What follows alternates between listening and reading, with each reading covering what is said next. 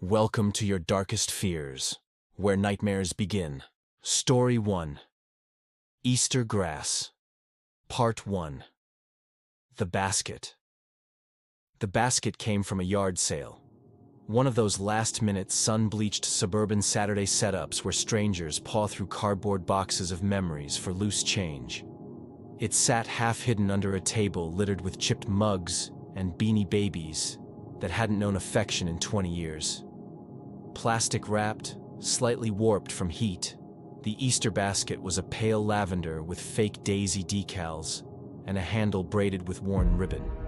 Inside, a tangled mass of crinkled green Easter grass, stiff and sun-faded. $2, the woman running the sale said, rubbing a nicotine-yellow thumb across her lip. It belonged to my sister's kid. Well, it's in good shape. Natalie smiled politely. Sold.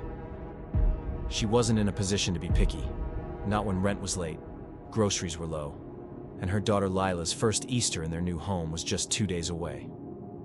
Lila, only 6, had been buzzing for weeks. She'd already drawn chalk eggs on the sidewalk and kept asking if the Easter Bunny would find them, now that Daddy doesn't live here anymore. Natalie had promised him the bunny absolutely would. She'd promised herself he would too. The basket seemed like a small win in a season full of compromises. That night, Natalie filled the basket with jelly beans, foil-wrapped chocolates, and the familiar candy-coated robin's eggs. She fluffed the Easter grass to make it look full, though it had a weird texture, sharper than the kind she remembered from her own childhood. It clung to her skin with static, left green dust on her fingertips. She set it on the kitchen counter and went to bed. In the morning, it had moved. Just a few inches. Barely noticeable, really. But it was now angled toward the living room, as if it had been nudged. Natalie stared at it, bleary-eyed, sipping coffee. She chalked it up to gravity, or maybe Lila sneaking a peek. But when she lifted the basket to check the candy, something shifted. The Easter grass beneath the chocolate was thicker, like more had been added. Some of the strands were darker green now, wet-looking. She narrowed her eyes. Weird. Shrugging it off, she rewrapped the basket and hid it in the coat closet. She had errands to run and a daughter to entertain. She didn't have time for strange thoughts or creeping unease. That night, Lila woke screaming. Natalie bolted upright and ran to her room, finding her curled into a tight ball, hands over her ears. It was whispering, Lila sobbed. In the walls. Natalie held her tight. Just a dream, baby. Just a dream. But as she rocked her daughter, her eyes drifted to the hallway, and the faint line of green peeking out beneath the closet door. It hadn't been there earlier. She checked the closet. The basket was still there, but the Easter grass was spilling over the top now, like it had grown.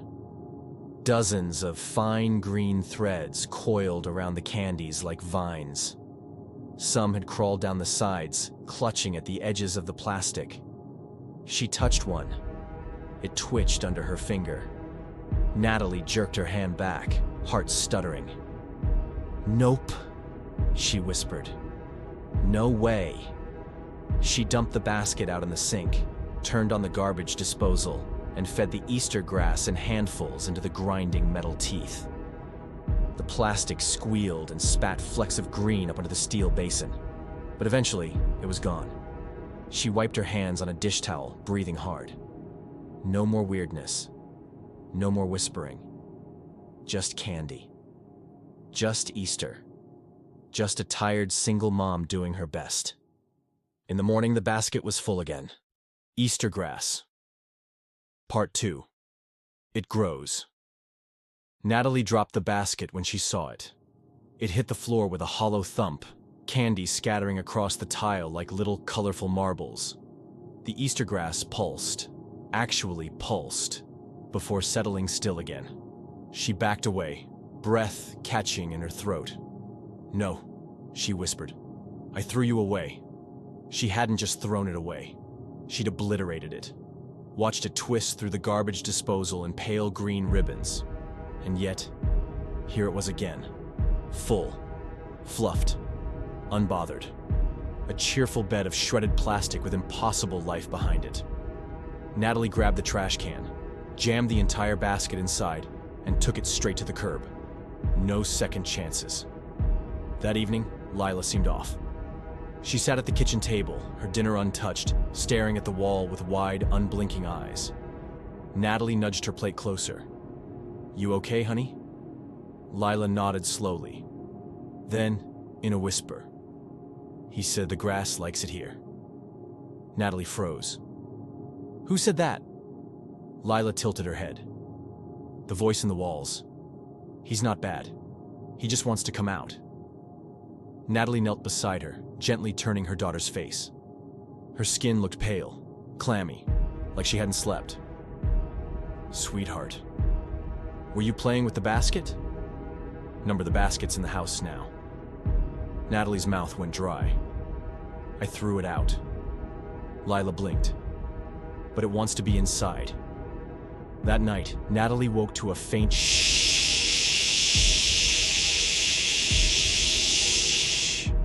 She lay frozen, ears straining. The noise was thin and papery, like something brushing against plastic.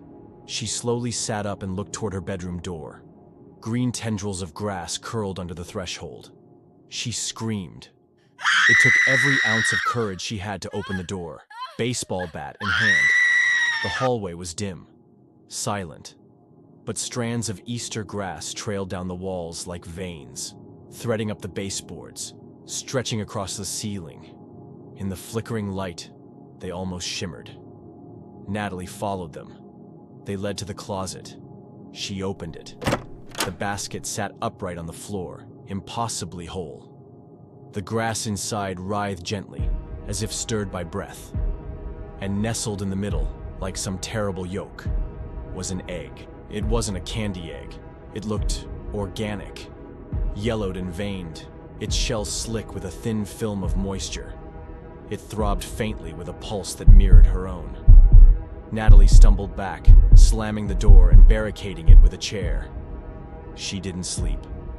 She sat on the couch staring at nothing until sunlight crept through the blinds. In the morning, the chair was gone. So was the closet door. In its place, a narrow tunnel lined with twisting green grass, burrowing deep into the wall like a rabbit hole. Lila stood beside it, barefoot, her pajamas stained green. "He's almost ready," she said, voice flat. "He says I'll get to hatch him if I'm good," Natalie snapped. She scooped Lila up, ran to the car, and drove. The police barely humored her. She told them about the basket, the grass, the egg, the tunnel. They asked if she'd taken anything that day, if she'd been feeling stressed or overwhelmed. They agreed to send a car to the house for a wellness check. Natalie sat in a borrowed waiting room chair, clutching a styrofoam coffee cup and shaking. Lila curled against her, eyes fluttering closed. When the officer returned, his face was pale. "Ma'am, there's no tunnel. There's no grass. Just a regular house. The closets are empty." Natalie stood, mouth open. But it was there. It was there. He shifted uncomfortably. "One thing, though. We did find this." He handed her something wrapped in a clear evidence bag. It was the basket. But this time, the grass inside was red. Back home, Natalie bolted every door and window. She dragged furniture in front of the closets. She tried burning the basket in the fireplace, but the grass wouldn't light. It only hissed, exhaling a sharp, plasticky scent like melting crayons and rot. Lila didn't speak much that night. Just watched the walls. Watched them breathe. Easter grass. Part 3. The nest. Natalie couldn't sleep. Couldn't eat. Could barely think. The grass had spread overnight. Not just through the closets or under doors. Everywhere. It looped around table legs and flower vases. It webbed across the windows like mossy lace. Thin green strands had grown into the carpet, feeding into the padding beneath. Even the ceiling fan blades bore a fringe of the stuff, fluttering slightly in the draft. She tried to cut it, rip it, tear it away. Each time it grew back thicker, faster, and the smell was changing. Not just plastic now, something worse. Musky, damp, organic, like sweat and soil and blood. Lila had changed too. She no longer flinched at the grass. She fed it, placed tiny scraps of food and shiny things within its coils like offerings. She whispered to it, crouching close with her ear pressed to the green. Sometimes she hummed. Natalie tried to stop her, begged her to listen, to run, but Lila only smiled. "He likes me better," she said softly. "He says I'm the only one who really hears." "Hears what, baby?" "The singing, the sound of growing." It wasn't long before the walls began to soften. At first, it looked like water damage, the paint bubbling outward in fat blisters. But when Natalie cut one open, green liquid poured out, thick and warm and pulsing with flecks of grass. The walls had become part of the nest. The house was the womb. And deep inside, behind the sheetrock and wires, something was alive. She heard it moving, shifting, stretching, bones popping, wet flesh peeling. Lila stood outside the closet one night and said, "He's ready." Natalie made her decision. She grabbed Lila, threw her coat over her tiny shoulders, took her by the hand, and ran for the car. But when she opened the door, the driveway was gone. In its place, rolling hills of Easter grass, stretching endlessly in every direction. Under a cotton candy sky with a sun that never moved. Plastic eggs hung from the trees like swollen fruit, and something tall and hunched was moving between the blades. It saw her. She slammed the door and locked it. The front lawn had become an incubator. That night, the egg in the closet cracked. Natalie heard it first, a brittle snapping sound, like plastic crumbling in slow motion. Then came the breathing. Deep, wet, hungry. She held Lila close. "Don't look, baby. Don't look." But Lila wanted to look. She ran to the closet, laughing, tearing away the green like wrapping paper. The thing that emerged was not a bundle. Not really. It was tall and sinewy, covered in slick fur that shifted colors like oil. Its face was a twisted parody of joy. Wide buck teeth, black sockets where eyes should have been. Its limbs were too long. Its ears bent backward, twitching unnaturally. It smelled like sugar and rot and afterbirth. "Mama," it whispered, though its mouth never moved. Natalie screamed.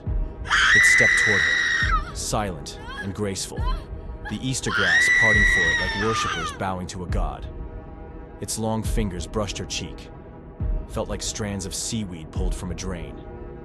"You hatched me," it said in 1,000 voices. Some hers, some Lila's, some others. She tried to run. Her feet stuck. The grass had rooted her in place. Natalie woke in darkness. She was inside something. It was soft, pulsing, wet. She tried to move but couldn't. Her arms were bound in green. Her face was covered by a transparent membrane, and just beyond it, she could see the grass swaying gently in a dim, golden glow. Through the cocoon's skin, shapes moved. She saw Lila walking, holding the creature's hand, smiling. The creature crouched down and whispered in her ear, then handed her another egg. This one pulsed. Lila placed it carefully beside Natalie's cocoon and whispered, "You'll make a good one." Somewhere far away, a family walks into a dusty thrift store.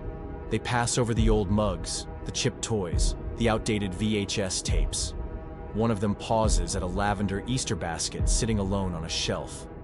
$2, the shopkeeper says, smiling. It belonged to a little girl. Well, it's in good shape. They don't notice the faint green thread hanging from its side. They don't see it twitch. They'll learn. The end. Story 2. The Painted Egg. Part 1. The Return to Morosk.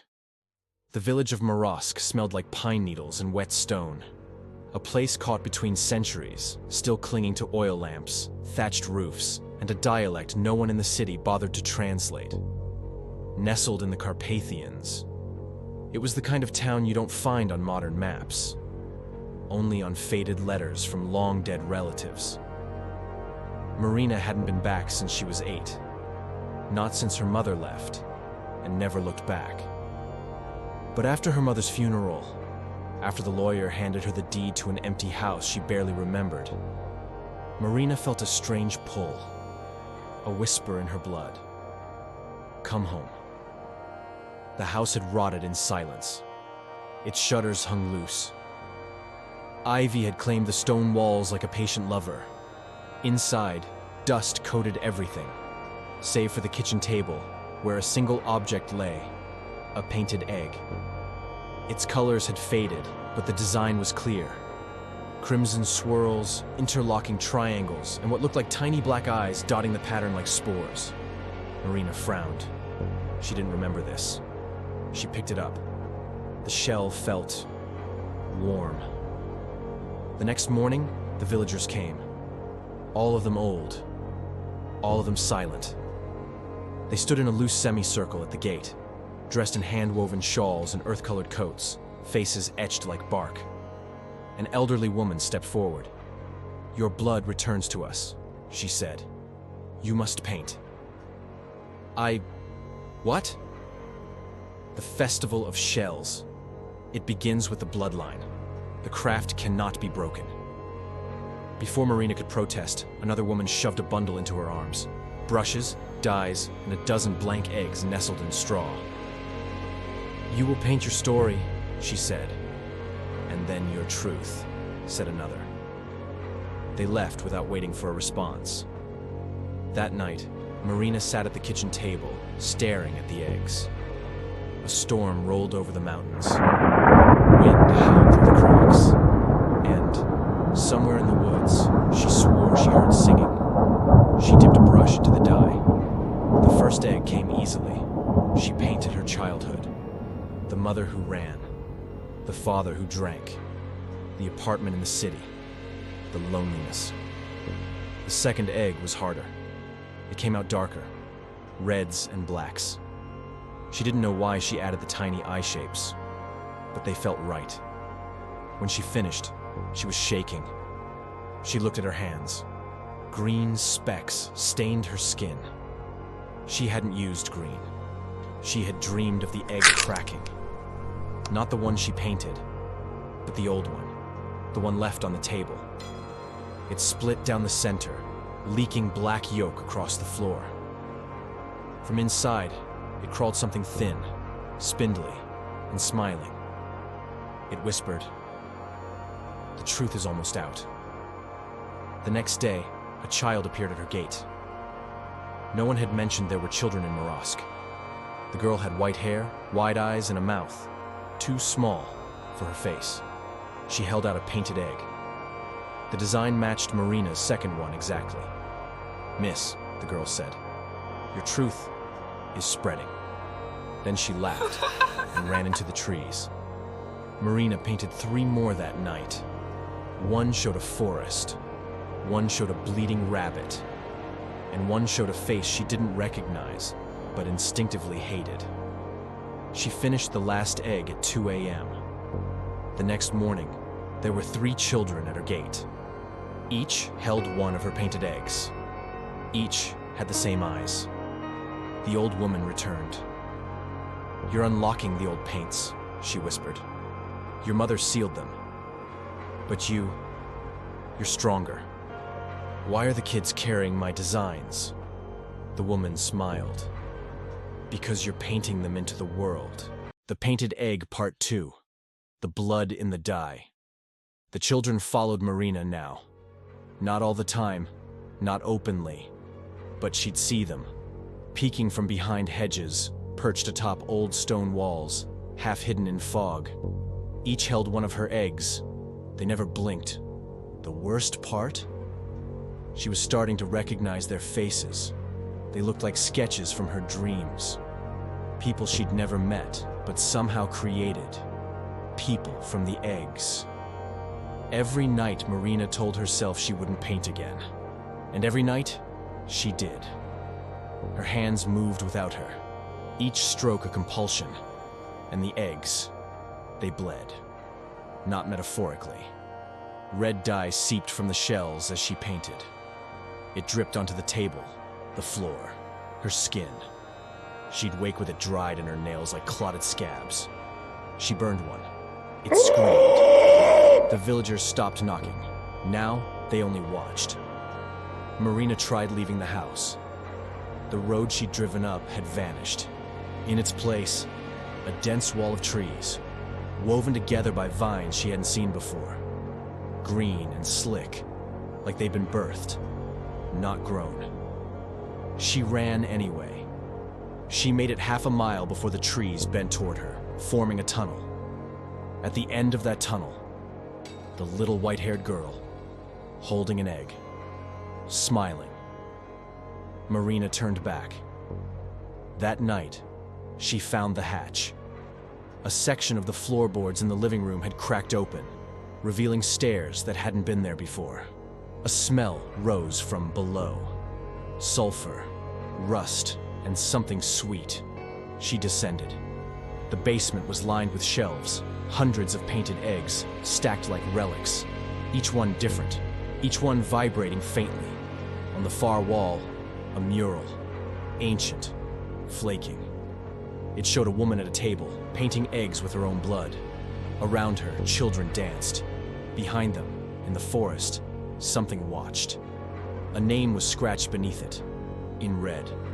Zoriana, her mother's birth name. The truth came all at once.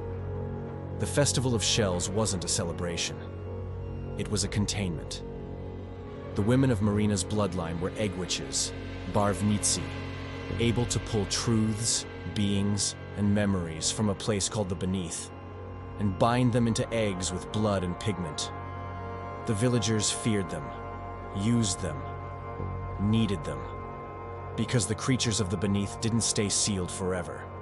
They cracked, they hatched, and someone had to keep painting, keep trapping, keep feeding. Her mother had painted them into shells, then painted herself out of the story. Marina confronted the old woman at dawn. "You knew what would happen," she hissed. "You used me." The woman's mouth twitched. "We have no power to paint, only to keep the paints alive. When your mother fled, the forest stirred. We knew it would wake, unless you returned. So I'm a sacrifice number. You're a vessel, and now you must choose.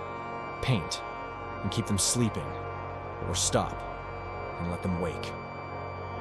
That night, Marina stood before her table of eggs. The brushes were bone. The dye bowls swirled with unnatural colors, reds that shimmered like beetle shells, blues so dark they seemed to suck sound away. She didn't paint her story this time. She painted the Watcher, the thing in the mural, the figure behind the trees. Her hands bled freely. The egg drank it in. When it was done, the room felt colder, the shadows longer. She blinked, and the egg was gone. The following morning, Marina awoke to silence. The children were no longer at the gate. The villagers' houses were empty. The sky above Morosk hung still, like a painting. She walked outside and saw the trees. They were open, not broken, not torn, unzipped, like a wound. She returned to the mural. There, at the edge of the painting now, was her face, newly added, holding the same brush, surrounded by children with her eyes. Behind her, the forest no longer held the Watcher. It was inside her house now, and she felt it breathe. The Painted Egg, Part 3. The Hatchling Truth. The house no longer obeyed the rules of architecture. Rooms looped. Hallways stretched longer the more she walked them. Mirrors reflected other versions of herself. Some painting, some screaming, and one sitting completely still, eyes hollow, lips moving, soundlessly. The children followed her inside now, silent, pale. They carried broken eggs in their hands, each one leaking light, but the light flickered like static. Inside each shell, something pulsed, something alive. They weren't children, not anymore. They were vessels, like she was. The Watcher spoke to her that night, not in words, in images. She saw a village in flames, a mother bleeding into a bowl of dye, a child painted from nothing, a forest splitting open to birth a mouth. The beneath was not a place. It was a memory older than thought, a wound in time that the Barvnitsi sealed with stories and shells. And Marina had painted too well. Her truth wasn't sealed. It was summoned. She tried to destroy the mural, but it bled. Crimson leaked from the stone, pooling at her feet. The painted children opened their mouths and screamed. Not paint, real voices. The mural had become a gate, and it was opening. The final egg sat on the table. It hadn't been there before. It was smooth, black, and pulsing. Warm, like breath. When Marina touched it, it murmured. A voice she recognized. Her mother. "I painted you from the beneath," the voice said. "I brought you here with a brush and a prayer. You were my way out. But they called you back. You're the last egg, and once you crack, nothing will ever sleep again." Outside, the village had changed. The sky wept colors that didn't belong to Earth. The houses had twisted into nests. Eggshells littered the ground, and from each one crawled things that resembled memories wearing faces, distorted, twitching, hungry. The children laughed. The old woman was crucified on a tree of bone, her body wrapped in vines that pulsed with egg yolk light. Her face was still smiling, though her mouth had been painted shut. The Watcher stood above it all. Not tall, not monstrous. Marina, another version of her. Older, unblinking, hands dripping with dye. She tried to run. The forest caught her. Vines dragged her back to the house, to the mural. The black egg rolled from the table and landed at her feet. It cracked. Smoke poured out. Shapes within it. Thousands of Marina's failed thoughts, forgotten drawings, aborted dreams, all twisted together into a single mass that formed a mouth. It whispered, "You were never real. You were painted to seal me. But you painted too well, and now we're the same." Marina screamed as the house peeled itself apart. The mural widened into a spiral. The eggs on the shelves began to hatch, one by one, until the room was filled with creatures of smoke, pigment, and memory. Each one whispered a truth she'd forgotten. You drowned when you were 4. You never had a mother. You're a brushstroke in someone else's lie. She felt her skin crack, not from pain, from paint. Her bones were brush handles. Her veins ran with dye. She was the final seal, and she had been unpainted. The house collapsed into ash. The mural burned in reverse, curling inward like paper catching flame. The forest absorbed the village. The Watcher smiled and stepped into Marina's empty skin like a coat. And from the tree where the old woman once hung, a single black egg remained, intact, unmoving, waiting. Weeks later, hikers found the ruins. Nothing remained but charred ground and a faint smell of pigment. One of them, curious, picked up the black egg. It pulsed in her hand. She smiled. Looks handmade. They left the forest together, the egg and the new vessel, and behind them, in the shadows of the trees, something blinked. The end Story 3: The Hollow Hair. Part 1. The Face That Hops. Every Easter, the town of Fallow Glen held a parade. Not for Jesus, not for bunnies, not even for chocolate. It was for the hair. A 6-foot-tall wooden statue, hand-carved centuries ago, carried through the streets by masked children in white robes. Its face, elongated, with hollow eye sockets and a crude smile, was painted with rabbit blood and soot. Its body was split down the center, like an egg about to hatch. They called it the Hollow Hair. And every year, a different child was chosen to go inside it. No one ever saw that child again. When Reese moved to Fallow Glen, she didn't know about the hair. She just knew it was her mother's hometown, and they needed a place to stay after the divorce. It was quiet, cheap, old. The perfect place to start over. Their house sat near the woods, and though the trees bent slightly inward, like bowing towards something unseen, Reese didn't mind. She liked the silence, until she saw the poster. The Hollow Hair returns. Annual parade, Easter Sunday. One lucky child will be chosen. Come celebrate with us. She laughed at first, but no one else in school did. Reese's mother tried to explain it casually. "It's just folklore," she said. "We all grew up with it. They choose a kid each year to go inside the statue during the parade. Symbolic rebirth, blah blah. You'll probably love it." "But where do they go?" Reese asked. Her mother hesitated, then forced a smile. "They come back." Reese stared at her. "No, they don't." On Thursday, a white envelope appeared on Reese's bed. Her name on the front. No postage, no stamp. Inside, a single slip of paper. "You have been chosen." The next morning, her classmates wouldn't look at her. Her mother wouldn't answer the phone. And outside, on the edge of the woods, the Hollow Hair stood. Even though the parade wasn't until Sunday, Reese tried to run. She packed her bag, stole her mom's keys, made it halfway down the road before she saw it. A second Hollow Hair, standing in the center of the road. She turned around. There was another one behind her. They weren't statues anymore. They were masks, worn by people. She woke up in the church basement, surrounded by candles, the smell of wax and old wood. Her wrists were tied with something soft, rabbit fur.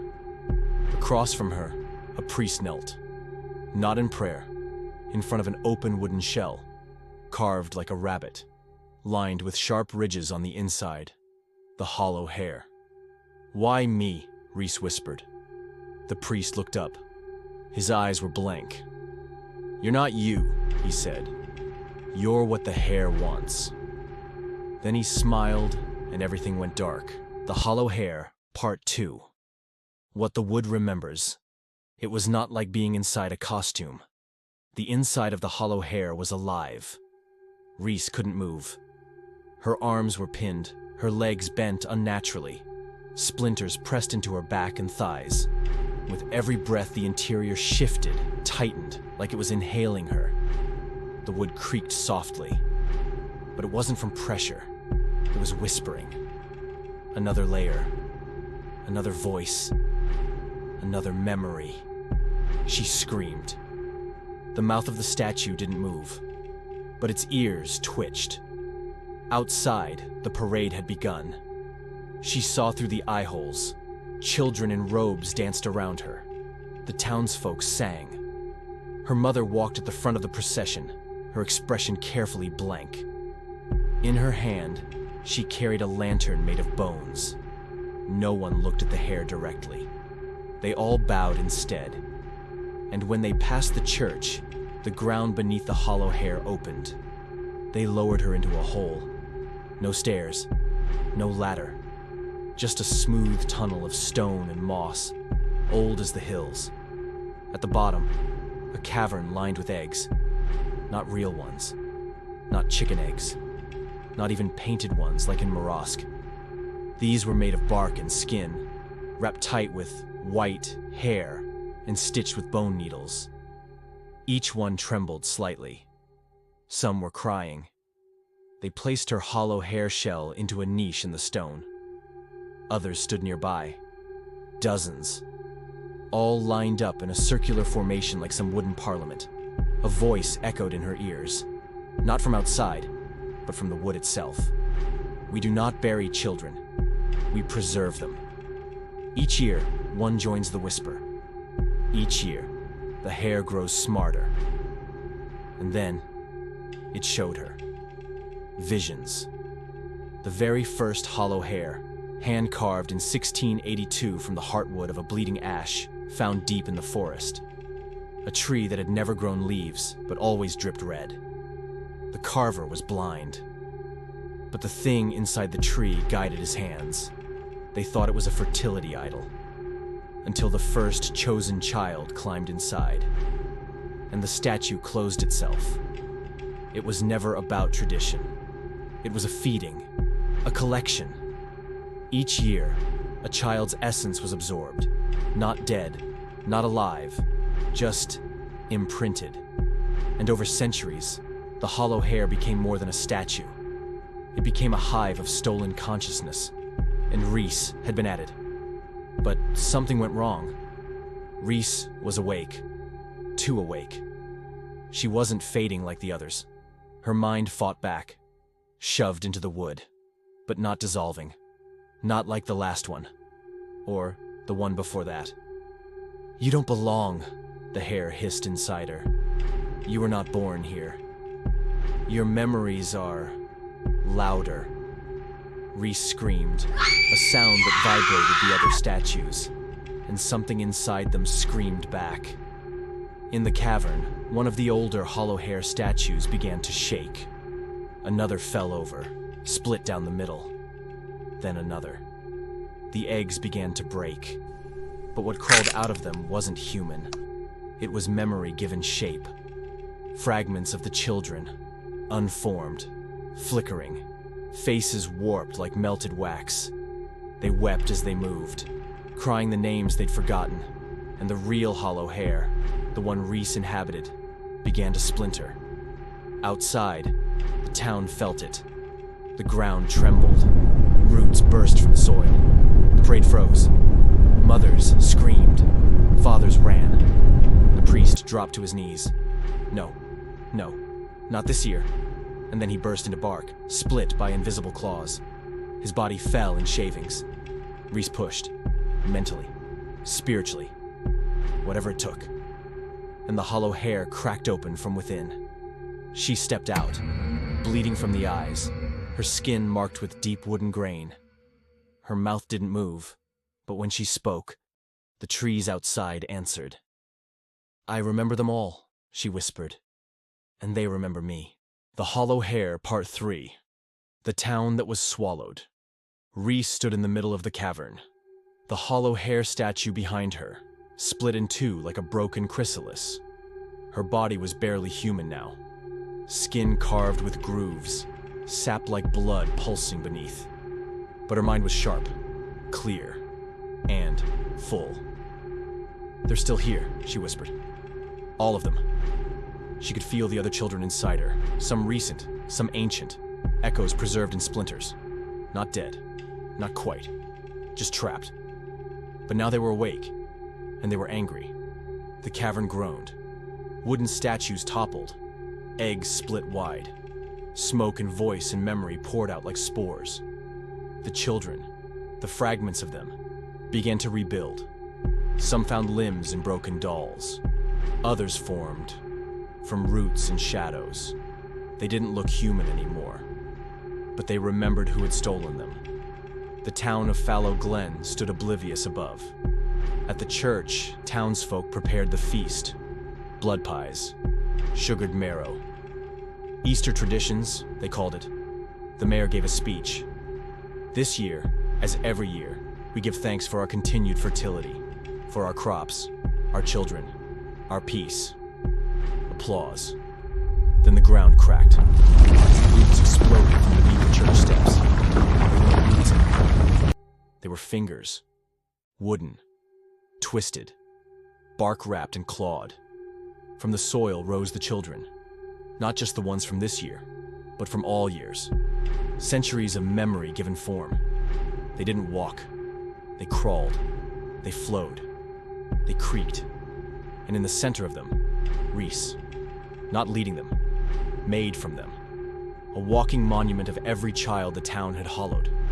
The townsfolk screamed, some ran, some fought. But every blow shattered into splinters. Every bullet sunk into memory and vanished. The hollow children whispered the names of their former lives as they surrounded the elders. Miratisl, 1892. Alton Green, 1953. Lena Wren. Ison Sibnyon. We remember. Do you? One by one, the townsfolk began to forget. Their memories drained, sucked into the roots, painted into the dirt, twisted into eggs. Reese approached her mother last. The woman stared at her, eyes wide, mouth trembling. You weren't supposed to be chosen, she sobbed. I bribed the elders. I begged them. They chose you anyway. Reese's voice was deeper now, layered. A choir of lost children speaking as one. Number, you didn't beg. You offered me. Just like they did. Her mother fell to her knees. Reese reached forward, touched her forehead. A memory passed between them. Reese saw her birth, her mother's tired face, the way she'd whispered, "You're my new start," like a prayer. Then the moment she'd signed Reese's name on a slip of paper the night before Easter. One more, she'd said. Just one more. Reese pulled her hand back, and her mother began to fade.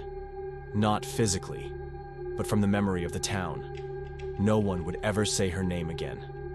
By dusk, Fallow Glen was silent. The buildings still stood, but they were empty. Even the birds avoided it. The only sound was the wind rattling through dozens of new hollow hair statues, each one filled with something ancient and echoing.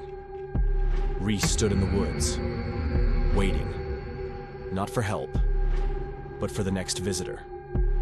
And the first black egg was already growing on a branch nearby. The end. Thank you for watching this video to the end. Don't forget to like and subscribe.